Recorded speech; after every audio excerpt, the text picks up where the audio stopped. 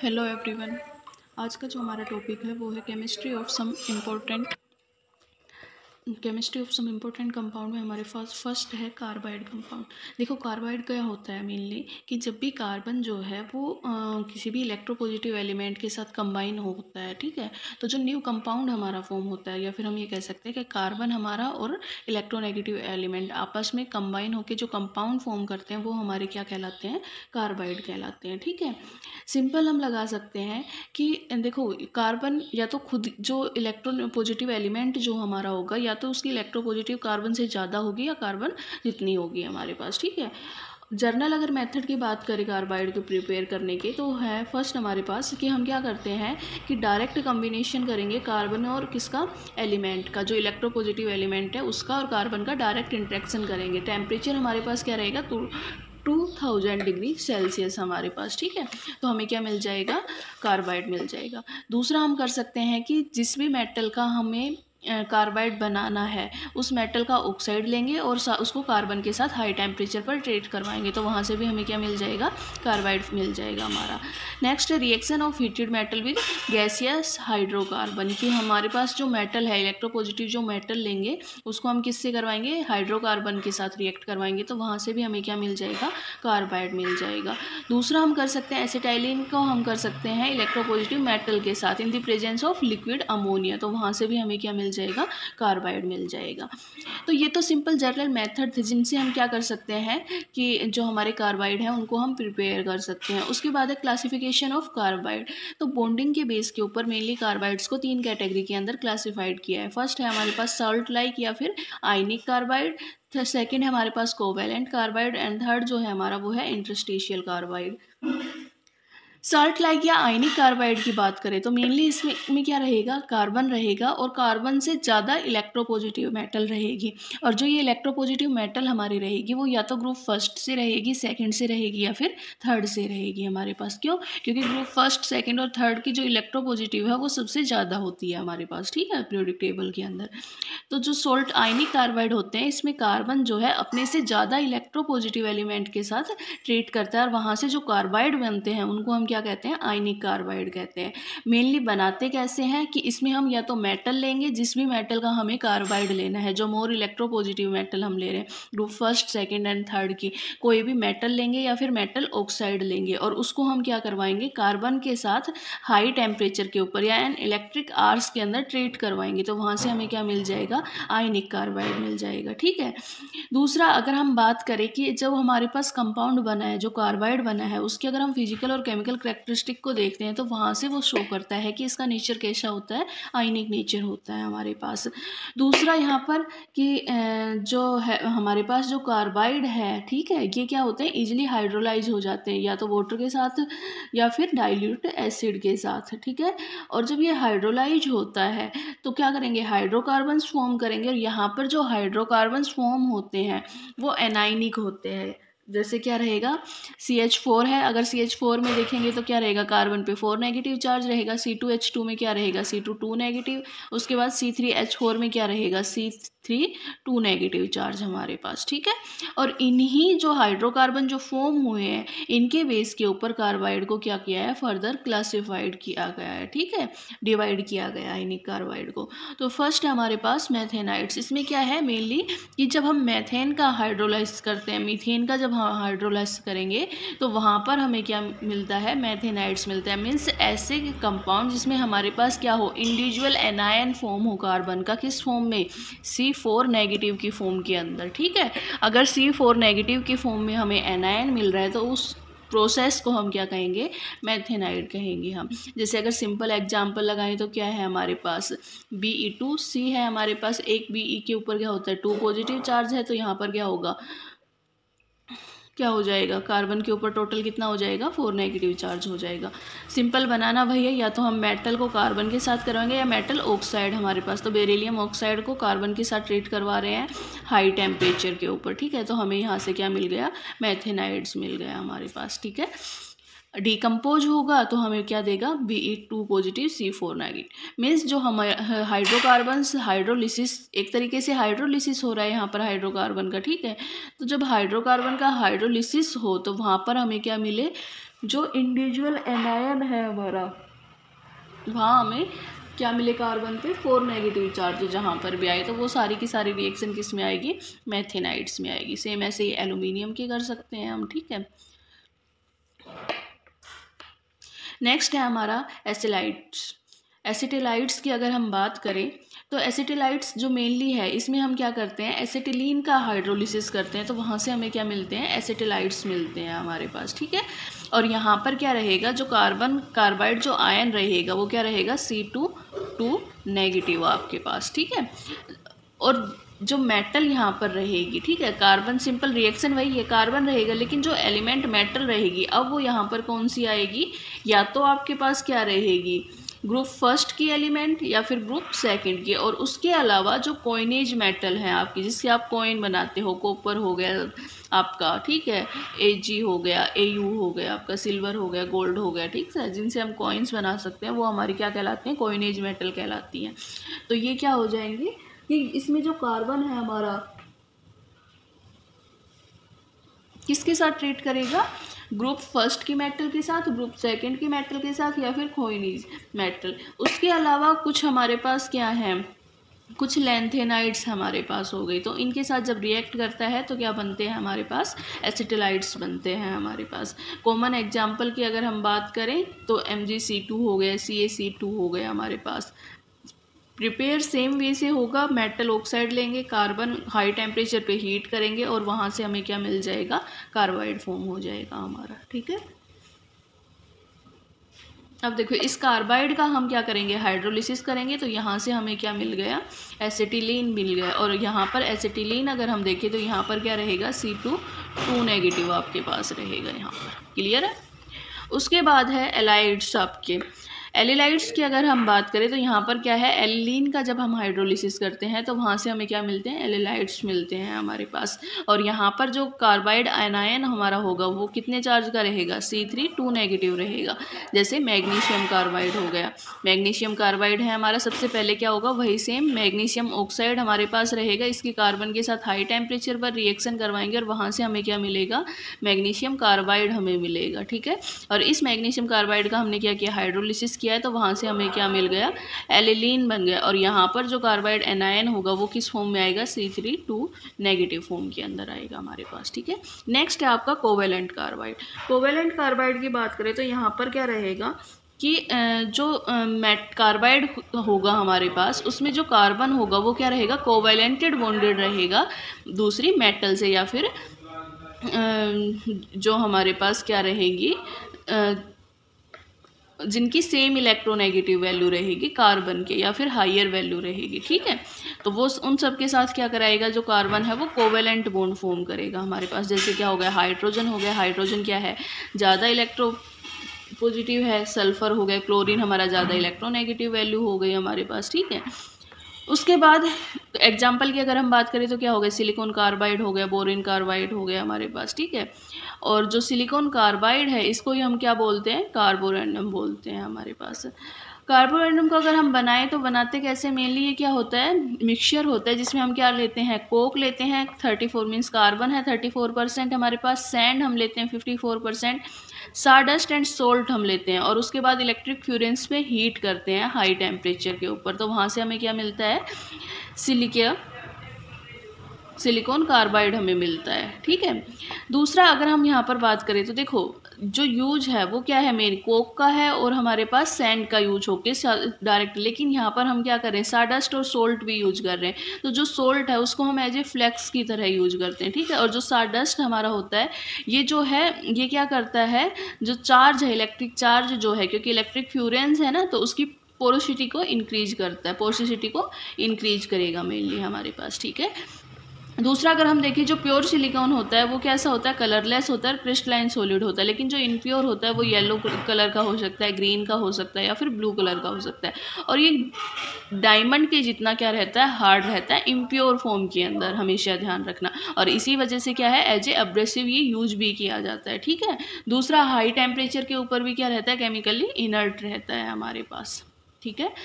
दूसरा अगर हम बात करें स्ट्रक्चर की, तो सिलिकॉन कार्बाइड भी क्या रहता है हमारे पास, 3 डायमेंशन एरे के अंदर होगा। मीन्स जो हर एक कार्बन और सिलिकॉन है वो टेट्राहेड्रली एक दूसरे से क्या रहेंगे, अटैच रहेंगे हमारे पास।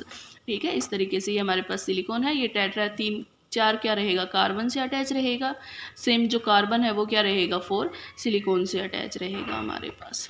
ठीक है, तो ये था हमारा कोवेलेंट कार्बाइड। उसके बाद है इंटरस्टेशियल कार्बाइड। इंटरस्टेशियल कार्बाइड क्या, इंटरस्टेशियल साइट क्या होती है, जैसे ये अगर इसी में अगर मैं समझाऊँ आपको, देखो ये और ज़्यादा बिगर साइज की मेटल यहाँ पर होती है मेनली। ठीक है, जैसे ऑक्टाहेड्रल हो गई, वहाँ पर इंटरस्टेशियल साइट बन गई हमारे पास इस टाइप से।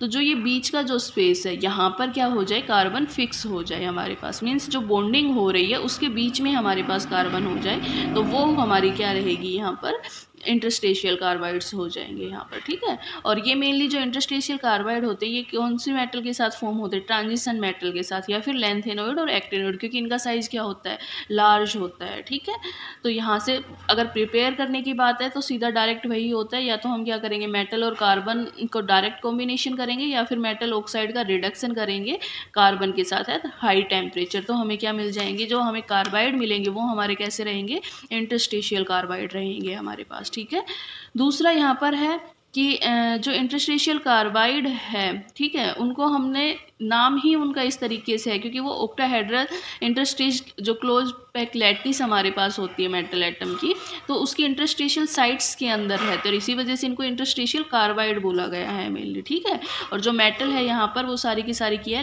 लार्ज, जैसे ट्रांजिशन मेटल अगर हम देखें तो जिनकी एटॉमिक रेडियस क्या है, लार्जर देन 1.35 है। ठीक है, तो वहाँ पर जो जर्नल फॉर्मूला होगा वो क्या रहेगा, MgM2C हमारे पास, जैसे टंगस्टन कार्बाइड हो गया हमारा, वेनेडियम कार्बाइड हो गया हमारा। ठीक है, इस तरीके से।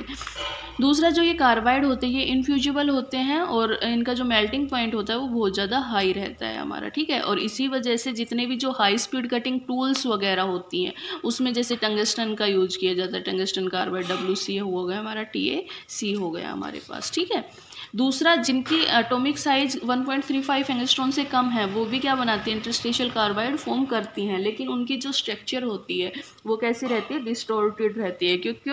क्योंकि क्या रहेगा, जो इंटरस्टेशियल जो साइट है उसका स्पेस क्या रहता है, यहाँ पर कम रहता है हमारा। ठीक है, और वहाँ पर कार्बन अच्छे से फिक्स हो नहीं पाता है, इस वजह से जो स्ट्रक्चर होती है वो कैसी होती है, कॉम्प्लिकेटेड स्ट्रक्चर होती है हमारे पास। ठीक है, तो ये हमारे थे इंटरस्टेशियल कार्बाइड हमारा। ये कुछ दिए हुए हैं यहाँ पर इंटरस्टेशियल कार्बाइड के एग्जाम्पल आप लोगों के। ठीक है, तो इसे आप देख लेना। नेक्स्ट हमारे पास फ्लोरोकार्बन। फ्लोरोकार्बन क्या है, जैसे नाम से है कि फ्लोरोकार्बन हमारे पास क्या है, फ्लोरो डेरिवेटिव होता है हाइड्रोकार्बन का हमारे पास। ठीक है, मीन्स हम क्या कर सकते हैं कि हाइड्रोकार्बन की हम फ्लोरीन के साथ डायरेक्ट रिएक्शन करवाएंगे तो वहाँ से हमें क्या मिल जाएगा, फ्लोरोकार्बन मिल जाएगा। और अगर हम देखें तो ऐसा फ्लोरोकार्बन भी बनाया गया है जिसमें क्या हो, 20 कार्बन तक की चेन प्रेजेंट हो हमारे पास। ठीक है, दूसरा इंडस्ट्रियल के अंदर क्या रहता है, बहुत ज़्यादा इंपॉर्टेंट कंपाउंड है, जैसे आप लोगों ने देखा होगा फ्रिज हुआ आपका, उसके अलावा आपका AC हो गए, एयर कंडीशनर हो गए, इन सब में क्या होता है, फ्यूरॉन गैस का यूज़ किया होता है, जो क्या होती है, फ्लोरोकार्बन ही होती है, CCl2F2। ये कंपलसरी नहीं है कि यहाँ पर क्लोरीन और फ्लोरीन का जो यहाँ पर अमाउंट है, जो रेशियो है वो सेम रहे हमारे पास। ठीक है, कॉमन फॉर्मूला CFCl हमारे पास है। ठीक है, अब यहाँ पर देखो CFCl3 भी हो सकता है, ये CF2Cl2 और CFCl,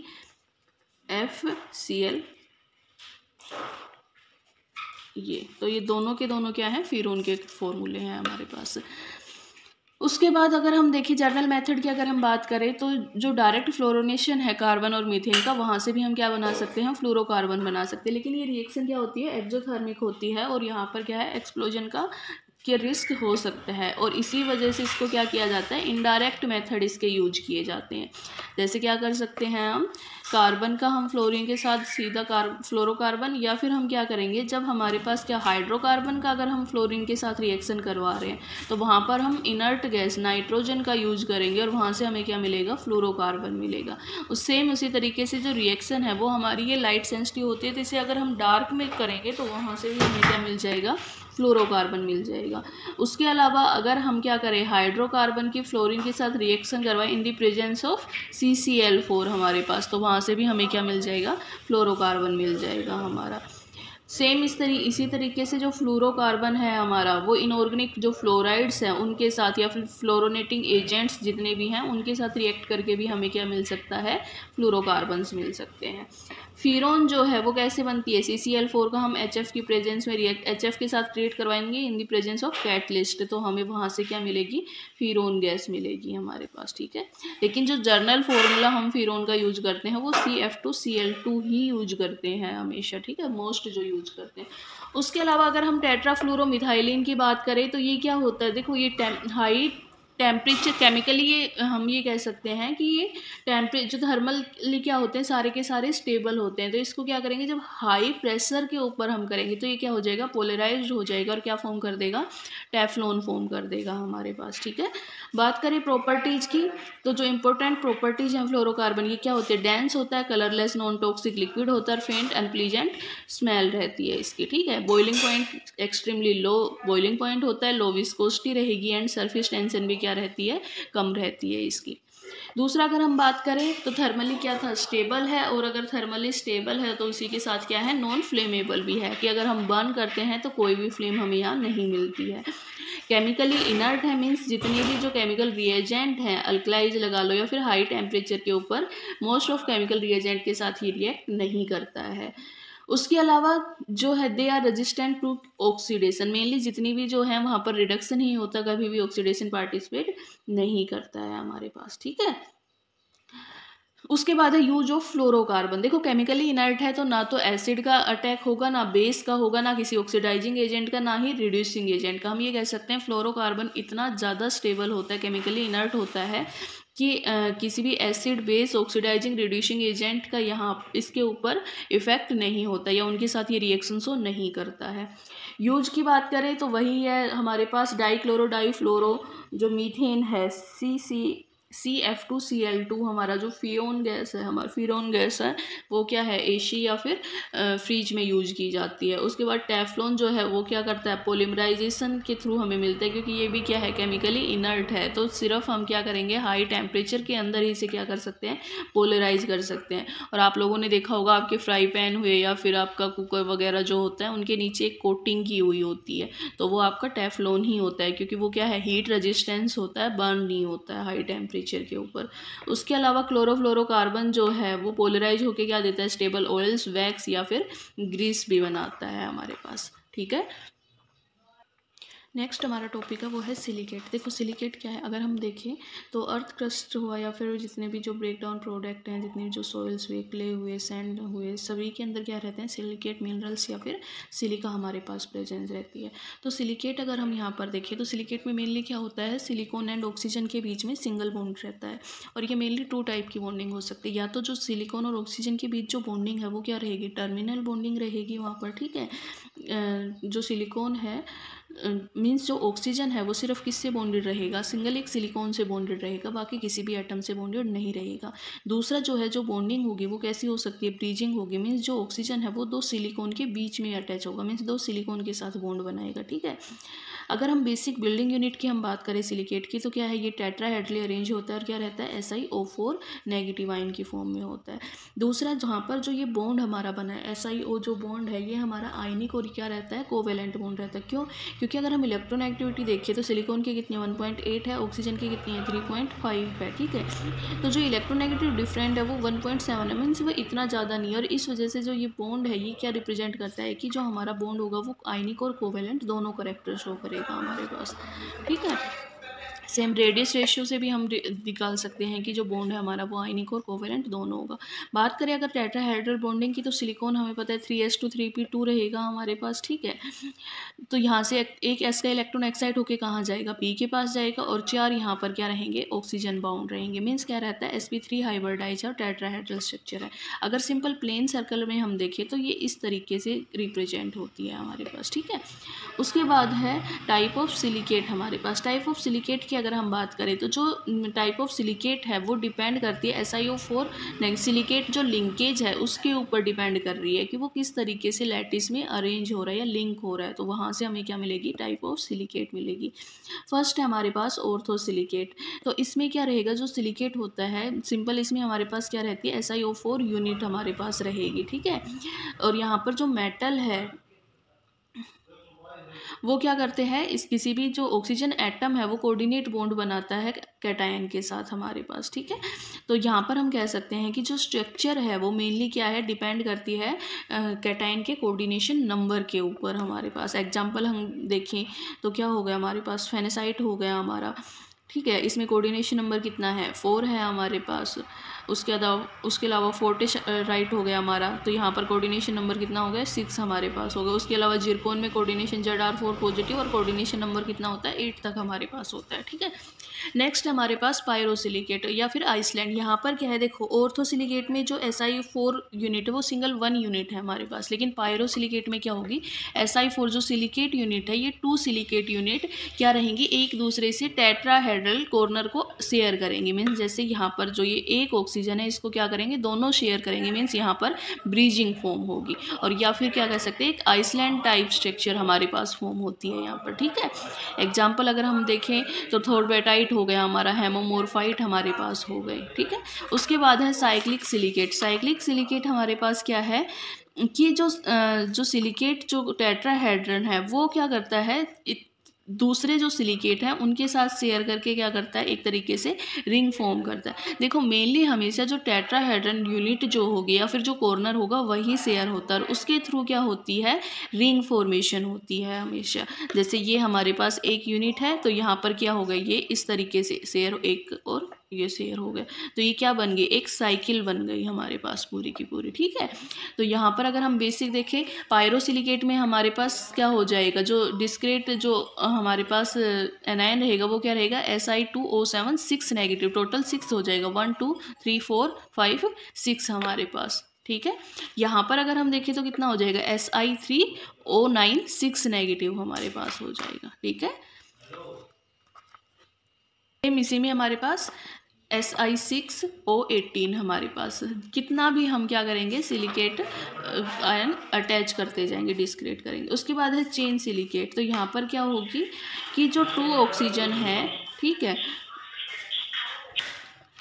चेन सिलिकेट की अगर हम सिलिकेट की बात करें तो यहाँ पर क्या रहेगा, जो सिलिकेट यूनिट है उसके 2 ऑक्सीजन क्या रहेंगे, शेयर रहेंगे। जैसे यहाँ पर हमारे पास, तो ये हमारा सिलिकेट हो गया, ठीक है। इसको देख लो, ये हमारा सिलिकेट हो गया, तो इसका एक ये ऑक्सीजन शेयर्ड है और एक ये वाला ऑक्सीजन शेयर्ड है, और क्या बना देगा, या तो जिगजैग पैटर्न में या फिर डबल चेन, इस तरीके से एक चेन हमारी जिगजैग पैटर्न ये हो गई, सेम जिगजैग पैटर्न में ही नीचे हो गई, तो यहाँ पर हमारे पास डबल चेन सिलिकेट भी फॉर्म हो सकते हैं यहाँ पर, ठीक है हमारे।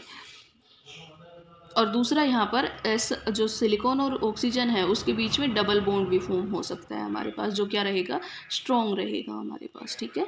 यहाँ पर कॉमन एग्जांपल अगर हम बात करें तो हमारे पास क्या हो गया, पायरोक्सिन हो गया हमारा, डाइऑक्साइड हो गया हमारा, एनेस्टेटसाइट हो गया हमारे पास, तो ये इसके सिंपल। उसके बाद है silicon, seat silicon. Seat silicon में हमारे पास क्या है, सेम वही जिगजैग पैटर्न रहेंगे यहाँ पर, लेकिन क्या रहेगा कि जो 3 के 3 जो ऑक्सीजन है वो क्या करेंगे, दूसरे सिलिकॉन के साथ शेयर करेंगे यहाँ पर, ठीक है, बॉन्ड फॉर्म करेंगे। जैसे यहाँ पर देखिए तो ये है इसका, ये वाली यूनिट अगर आप देखो तो ये ऑक्सीजन भी दूसरे सिलिकॉन के साथ बॉन्ड फॉर्म कर रहा है, ये भी कर रहा है और नीचे वाला भी कर रहा है, ठीक है। तो 3 जो ऑक्सीजन रहेंगे एटम वो क्या करेंगे, शेयर करेंगे SiO4 नेगेटिव यूनिट को हमारे पास, ठीक है।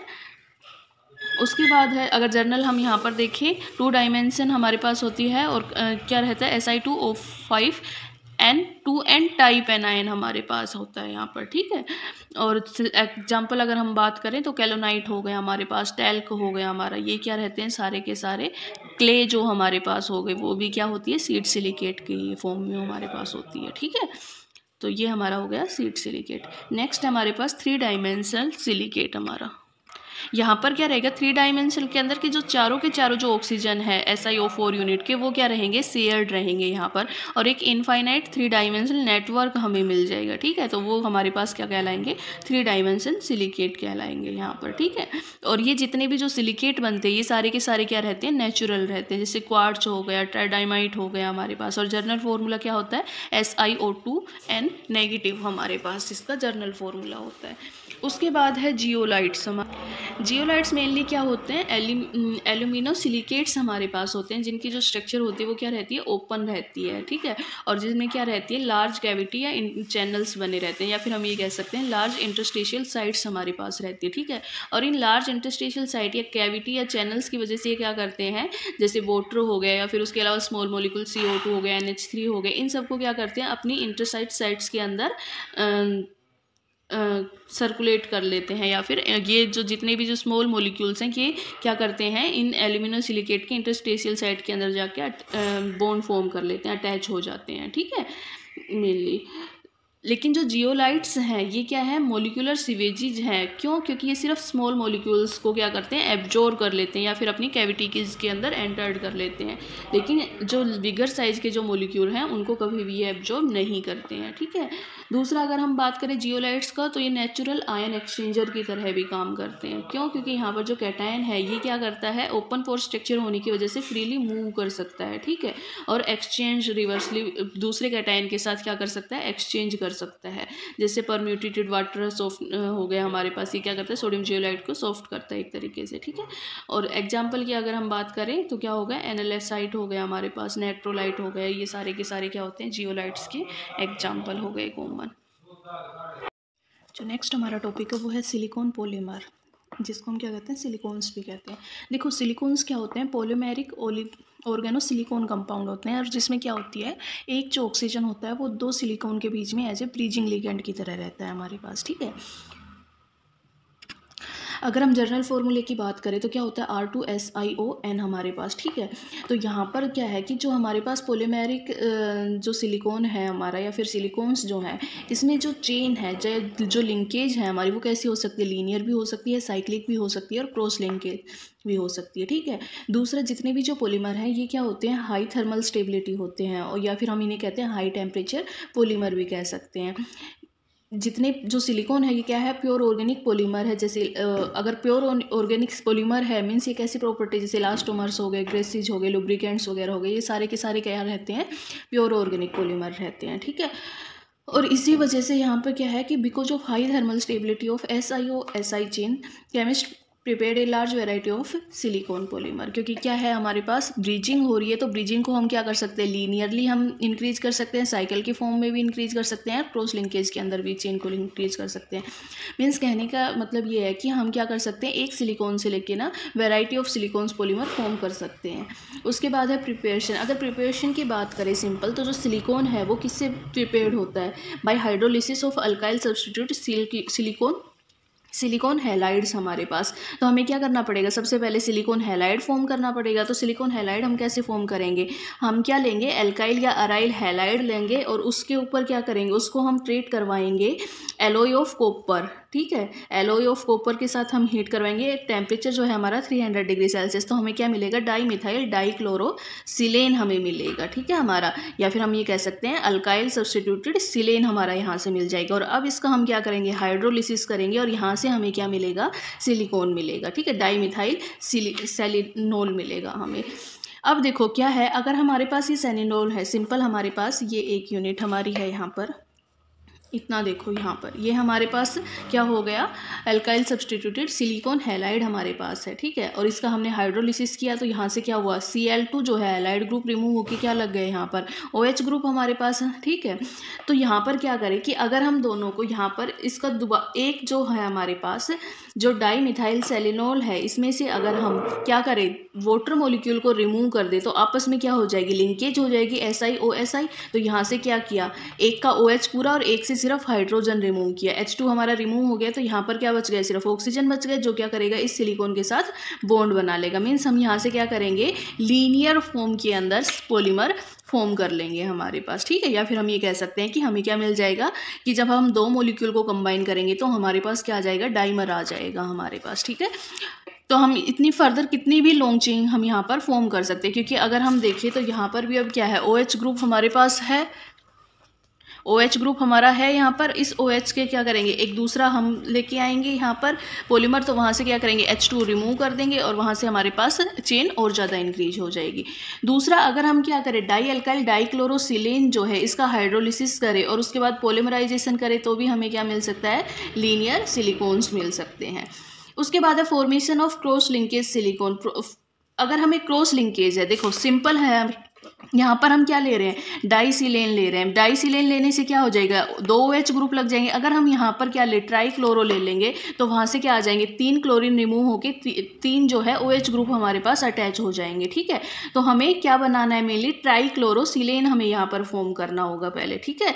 तो ट्राइक्लोरोसिलेन हम कहाँ से फॉर्म कर लेंगे, हमारे पास सेम वही है, अल्काइल या अराइल क्लोराइड लेंगे, उसको हम क्या करेंगे, SI सिलिकॉन प्लस HCl की प्रेजेंस में, वही है, हम क्या करेंगे, एलॉय ऑफ कॉपर, लेकिन यहाँ पर क्या रहेगा, HCl और हम यूज करेंगे, और इससे हमें क्या मिल जाएगा, हमारा अल्काइल या अराइल ट्राइक्लोरोसिलेन हमें मिल जाएगा। और यहाँ से हम इसका हाइड्रोलिसिस करेंगे, तो अब क्या है, हमारे पास 3 OH ग्रुप है। अब इन 3 OH ग्रुप को हम क्या कर सकते हैं, वाटर के साथ रिप्लेस करेंगे, तो यहाँ पर क्या हो जाएगा, एक तरीके से क्रॉस लिंकेज हो जाएगी, कि यहाँ साइड में भी चेन इंक्रीज कर सकती है, अपवर्ड डायरेक्शन में भी चेन इंक्रीज करेगी और डाउनवर्ड डायरेक्शन में भी इंक्रीज करेगी हमारे पास, ठीक है।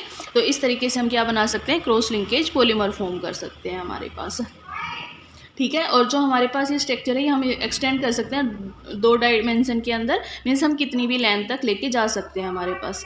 Next factor affecting the nature of silicone polymer. तो देखो सबसे पहले क्या है, हम अगर देखें तो यहाँ पर हम क्या बना रहे हैं, अल्काइल या अराइल सब्सटीट्यूटेड ट्राई क्लोरोसिलेंस बना रहे हैं। मीन्स जो नेचर ऑफ अल्काइल या अराइल ग्रुप है उसके ऊपर भी डिपेंड करेगा कि हमारा जो सिलिकॉन है वो उसका नेचर कैसा होगा हमारा।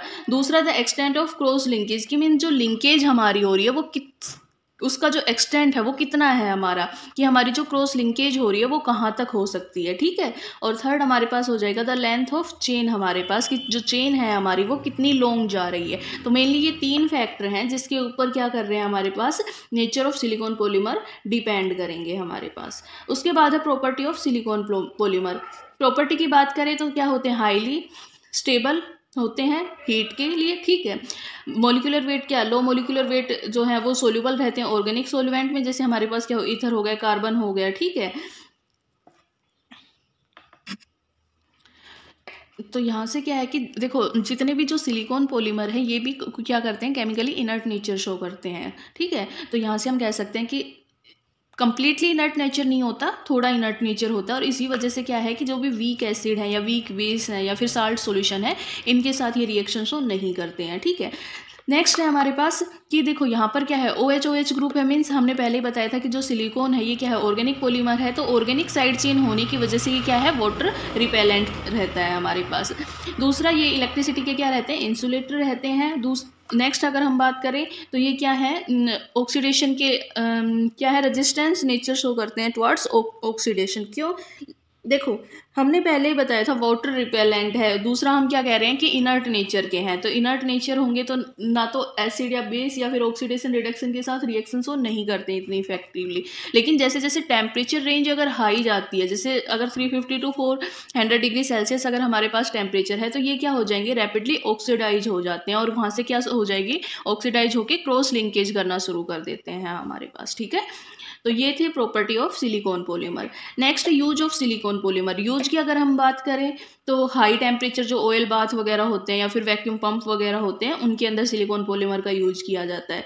जितनी भी ग्रीस वगैरह हैं, पेंट वगैरह जो भी हो गए, ठीक है, जो लो टेम्परेचर के जितने भी जो हम यूज करते हैं उन सब में क्या है, सिलिकॉन पॉलीमर का यूज किया जाता है, ठीक है। दूसरा, गुड इंसुलेटर है, वाटर रिपेलेंट है, तो इस वजह से क्या है, जो वाटर प्रूफिंग इलेक्ट्रिकल कंडेंसर जो होते हैं उनमें सिलिकॉन पॉलीमर का यूज किया जाता है, ठीक है। और देखिए तो इनका जो क्या है, टेम्परेचर के अलोंग रेजिस्टेंस है, तो क्या है, हाई टेम्परेचर और लो टेम्परेचर दोनों में क्या है, एज ए लुब्रिकेंट भी यूज किया जाता है हमारे पास।